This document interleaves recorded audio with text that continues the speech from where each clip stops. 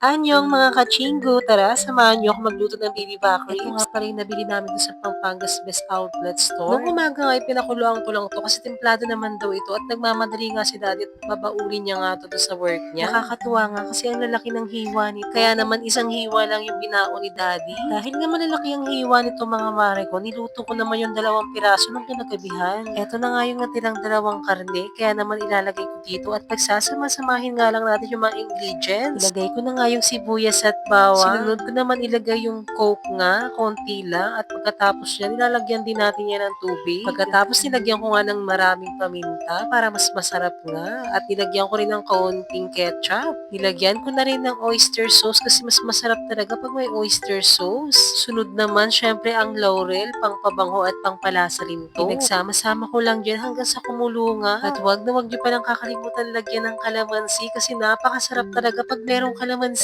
Nang kumulo na nga ay sunod ko naman i-grill ito para mas malasa at lasang-lasa natin yung pagka-smoke grill. Dinagdagan ko na rin pala ng butter, optional lang pero mas masarap kasi siya, malasa. Nilagay ko na rin pala yung ribs dito, grabe. Ang bango talaga ng niluluto ko. Amoy na amoy ko talaga yung butter. Tapos papahiran mo pala yan nung pinakuluan mo kanina para talagang lasang-lasa at nanunuot nga hanggang loob-loob ng laman. Pag okay na nga itong pagprito natin, ilagay naman natin yung pinakuluan natin kanina. Ibabalik nga lang natin yung ribs na niluto natin kanina sa butter at ito napakasarap talaga. Pagkatapos nga nilagyan ko ng onion leaves, napakabango itsura pa nga niya, nakakatakam na. At ayan, tikiman na.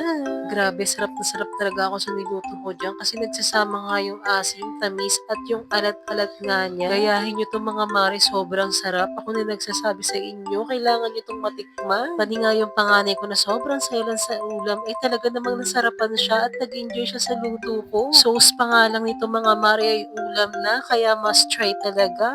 Hanggang dito na lang muna, annyeonghaseyo.